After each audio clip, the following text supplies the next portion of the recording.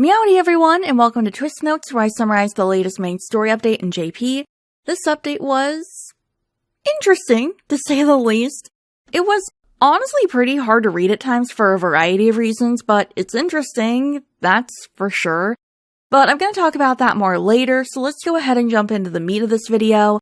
This is a summary of what happens in Book 7, parts 227 to 244. The gang lands in Deuce's dream. They're in a corridor on campus, and it's lunchtime. Grim, smelling food, runs off to the cafeteria, leaving everyone to rush after him. Grim is first in line at the cafeteria. Two punks, complete with hair that certainly counts as a mohawk, and armor show up and tell Grim to get to the back of the line, since the cafeteria is Scarabi's territory and they need to respect the hierarchy or something. Like, Grim needs to respect it and they need to, enforce it. I don't know, it's all school gangs and turf war stuff.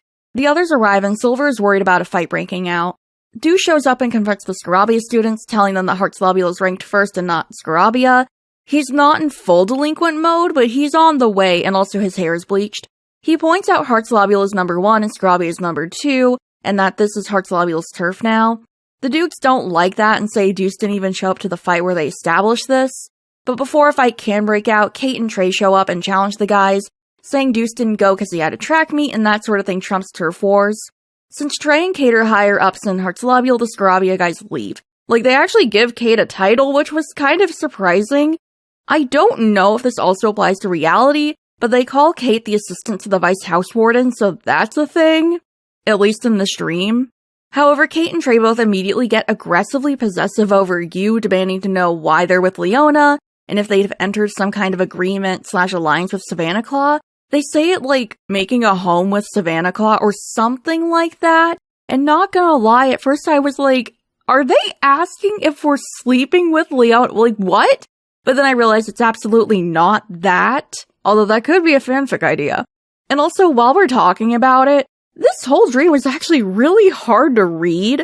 It really hinges on delinquent and gang tropes, which I know nothing about, in general, but especially in another language. So we were struggling in the club. We were massively struggling in the club. Anyways, Leona quickly catches on and tells them no, that they just ran into each other, and you and Grim would never make it in his dorm. He quickly leaves. Trey and Kate, however, continue to be a bit aggressive with you and make it clear they see you as one of them and that joining arms with another dorm would be a betrayal, or at least that's the vibe I got from it. Again, we were struggling. Deuce says he told you that if they were going into someone else's turf to call him for help since they and Grim are on their own and they have a small team. The others leave and Grim and you decide to stick with the Hartslobule for the time being and have lunch. We cut to Silver, Sebek, and Ordo who have caught up with Leona. They asked him why he left and Leona said he left to go get information. He says everything seems mostly the same, but he keeps hearing people talk about hierarchy and the pecking order and stuff like that. He asked Cydia if he can make something to let him eavesdrop on you and the others' conversation, and he does, although he's not happy Leona's treating him like a servant. We go back to Hartslobule. A shows up and everyone eats. Riddle allows you and Grim to eat with them at their table so long as they're polite.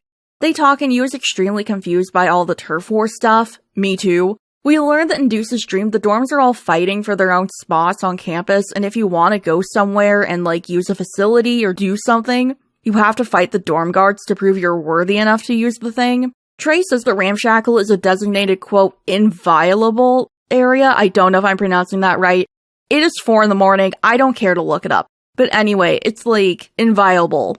Yeah, I'm not saying that right. Anyways, the head mage designated it as that. And while that word means off limits, not gonna lie, I have never heard that word until tonight. It means off limits, but I think the underlying idea is that Ramshackle is supposed to be neutral in a sense, and others aren't supposed to try and take it over, which would explain why he and Kate were so aggressive with Leona. Fighting and stuff is the rule of the school, and although Scarabia is apparently more willing to sit down and talk about things, Kate has heard rumors that Scarabia is gonna try and take back the cafeteria from Hartslobule, since that was their main base, although they kind of rule over all the places on campus associated with food. Deuce then goes on to tell us every dorm's territory and their gang names. This is massively simplified, and I'm not going to translate the gang descriptions.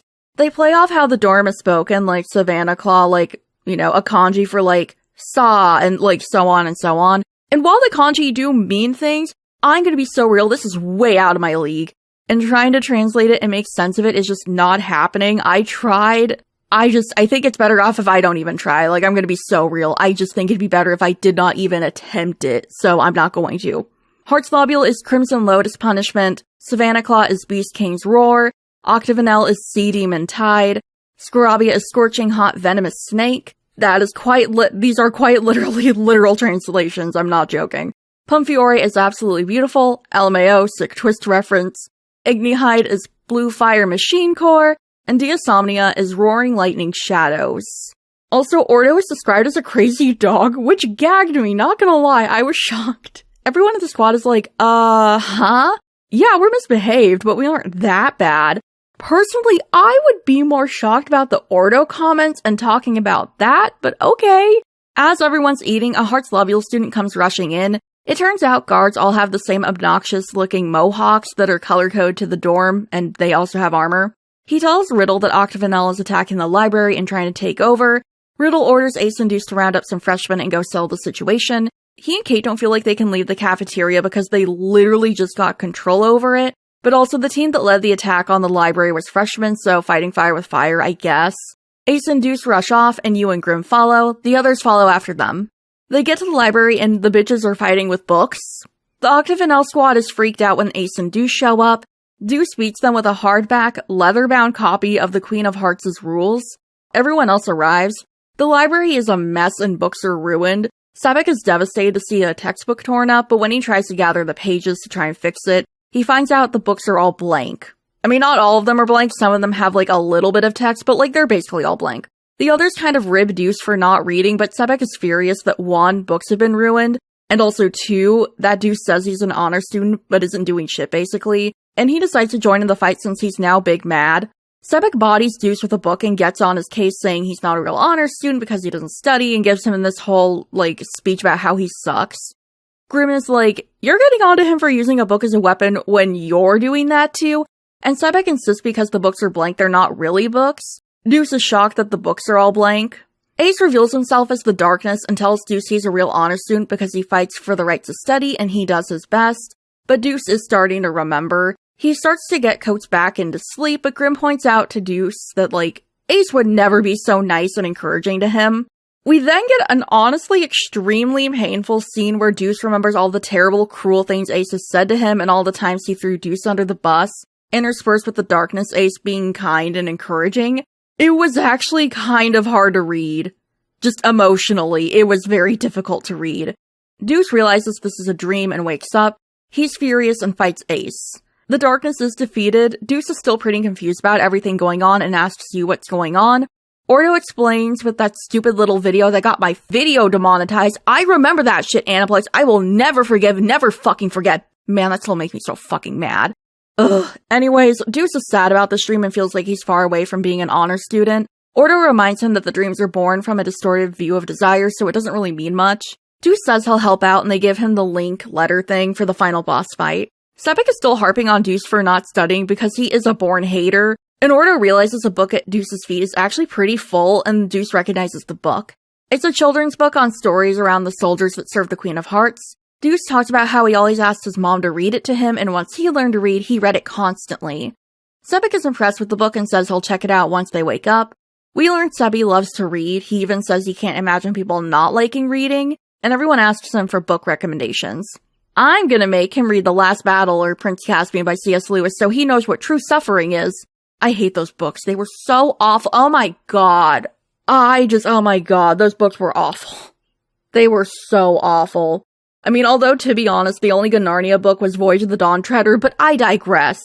Leona has been sleeping this whole time, and they wake him up, and they move on to the next dream. They land outside of Heart's Lobule and Kate's dream. Leona isn't happy with the traveling since Grim was, like, grabbing his necklace and choking him. Grim argues that Leona's necklaces were hitting him in the face, so he was holding them down.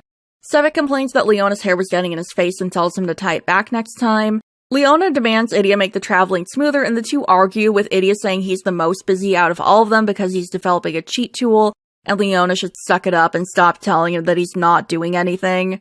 Because Leona's like, you're just like sitting back and not doing shit. The girls are fighting. Deuce, on the other hand, had a great time with traveling and absolutely loved it. Ace approaches them and asks what they're all doing together. Deuce lies horribly and says they were all having tea. Ace is like, Weird, but okay. He tells Deuce he got a message via Magicam about an urgent trial and to go to the courtroom immediately. Deuce asks Ace why he's still in his school clothes and not his dorm uniform since their housewarden told them to wear, dorm clothes during trials. Ace is confused, but nonchalantly says he'll just change if the housewarden wants him to change. Deuce is confused. Ordo asks if it'd be okay if they came to the trial. Deuce says their housewarden wouldn't allow it, but Ace is like, No, he'd be fine with it. He insults Ace, calling him weird before leaving. Deuce chases after him, and the others start to follow when a second Deuce approaches them. They realize this one is a fake, and there can't be two Deuces at once, so they fight him and tie him up so he won't be a problem. With that out of the way, they head to court. We get to the courtroom, and we finally get to see it in-game. Everyone is excited for the trial, and Deuce notes that people are just wearing whatever. Trey and Riddle come in to announce the trial will be starting soon. They're shocked Riddle has a heart suit, drawn on his face, and he's not the housewarden here. Kate, the owner of the Dream and housewarden, comes riding in on a skateboard and does some sick tricks. Everyone's shocked Kate is the housewarden, but Leona and Idia note that everyone wants to be housewarden, so it's not surprising Kate also wants to be housewarden. Unfortunately, housewarden Kate theory has been jossed, as neither say anything to imply Kate was the housewarden before Riddle, and it makes sense for him to still have the role here. They also talk about it a little later, but we'll get there when we get there. Kate wants to know what the gang's doing there, and Ordo says they're interested in Hartzlobule's traditions, and as expected, Kate's pretty chill with them sitting in. The trial begins after Kate posts a Magicam, cause he is chronically online. Me too, though. Someone's on trial because they annoyed Kate. He gives them a guilty verdict. Our squad is horrified that a verdict comes first and everything comes later. Kate's about to have Riddle use his unique Maho when Trey intervenes, telling him that they have special guests so they should hear some testimony first. Kate agrees, but also we learn the trials are live streamed and live tweeted, so I don't know why people being there in person is important, but it's a dream, I guess it doesn't have to make sense. Kate tells Deuce to bring some witnesses and drags you and Grimm up there. They say they know nothing about the situation, and Kate instructs the jury to take notes. Leona falls asleep, and honestly, I would too. Deuce is tasked to find more witnesses, and he drags Leona, who's actually just pretending to sleep so he doesn't get involved. That didn't work. Instead of pretending to wake up, though, once he's at the stand, he just continues to fake sleeping and talk in his sleep. He wants Ruggy to get him food, and the jury fights over what food it is as they're live tweeting. Trey tells Deuce to find a third witness, and he brings Silver up.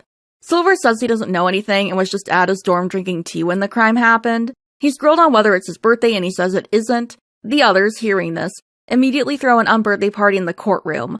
Others get some drinks out for people, and spicy foods are wheeled in for everyone. Riddle is the DJ because why not? This might as well happen. Our gang is confused, and Sebek shouts out the fact that this is nonsense fiction, which Alice in Wonderland is. I mean, it was kind of the thing that made nonsense fiction really, really popular. Finally, some good fucking analysis of Alice in Wonderland.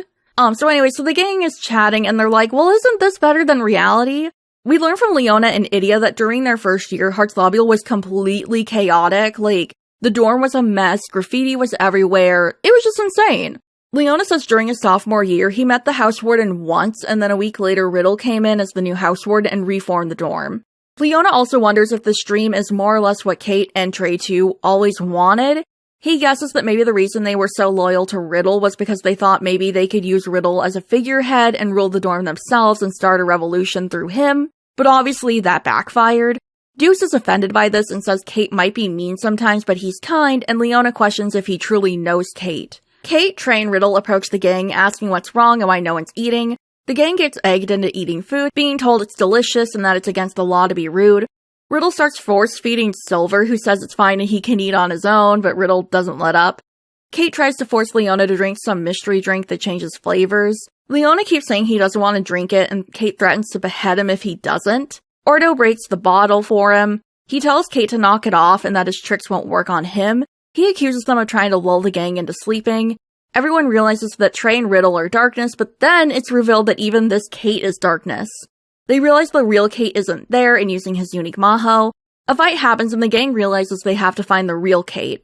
The darkness is surrounding them and they come to the realization they need to flee since fighting the darkness here isn't going to do anything. As they're about to leave, the real Kate comes in. He saw in Magicam that Leona and the others were there and wanted to see them. He sees the darkness everywhere and freaks out. It turns out the Kate we've seen this whole time has been fake. Deuce demands to know if he's the real one, which Kate confirms. The darkness, Riddle and Trey are still fighting everybody, and the light from Riddle's unique maho makes Kate start to wake up, and he remembers Riddle's overblot. He wakes up fully, and before Riddle's spell can hit Deuce and Grim, he makes copies of himself that take the hit. Kate defeats the darkness, and it disappears. He's figured out Leona and the others didn't come to Heart's Lobule just to hang out and asks what's going on. Ordo fills him in. Deuce asks Kate if he doesn't like Heart's Lobule as is and brings up Leona and Idia's accusations. Kate insists he doesn't have a lot of complaints about the dorm currently. He also gets pretty irritated with Leona and Idia saying he would never take advantage of his underclassmen, that is a lie. That's a pretty blatant lie. Leona tells Deuce to not take Kate at face value, but Deuce says he trusts Kate. Kate moves on and asks if anyone else in their dorm is awake and where they're going next. Ordo says he was planning to go to Ace or Trey's dream next, and they decide on Ace to bring the freshman squad together. They prepare the dummy data for Kate. Idia asks him to change his clothes before they head to Ace's dream, which Kate doesn't care for but agrees. He takes a lot of selfies with everyone before changing and uploads them to Magicam. Leona is not happy about that, but Kate points out that he's the only one who would see them and he never do it IRL. He changes, everyone huddles, and Silver casts a signature spell. That's where the update ends. So yeah, this update was interesting. It was hard to read because all the gang stuff and me not being familiar with it, but also emotionally with the Ace and Deuce thing, honestly, this makes me wonder if the Heartshackle friendship is gonna make it. I do think Ace cares about all of them, but especially seeing how he talks about Deuce and Deuce perceiving him, I don't know, it makes me wonder if that friendship's really gonna last. And the stuff with Kate and Trey using Riddle as a revolution-making thing in the dorm, to be honest, I believe it. I'm with Leona on it. The section was cool and I loved the twist, but there's just something about these dreams that makes me feel weird. I'm still processing the dreams and I can't fully explain or even, pinpoint how I feel. I suppose I feel some disappointment. I can't say this was my favorite update, but I don't know. I don't really know what I'm feeling or how to verbalize it. It just feels off, I guess. Anyways, I hope you guys enjoyed this video. Hopefully we get another story update in January, but only time will tell. I'm intrigued to see what happens in Ace's dream, especially since they outright said they were heading there, and as far as I can remember, they haven't done that ever. Although they could have in the past and I just forgot. Also, I feel I think that's part of my thing, is that I feel like they're, building up to something, but I'm not sure what that is. So I don't know, man. I just don't know. Anyways, I hope to see you guys with the next story update, and hopefully we won't feel as conflicted as we do now. I really wish I had words. I really wish I had words for this. Thank you everyone for watching, and a very special thank you to my channel members and Twitch subs. Your support helps me to continue to make these videos. If you'd like early access to my videos, consider becoming a channel member. Patrons and Ko-fi members can get my scripts early before I record them. I livestream over on Twitch every Tuesday, Thursday, and Sunday. Thanks again, guys, and I'll see y'all later.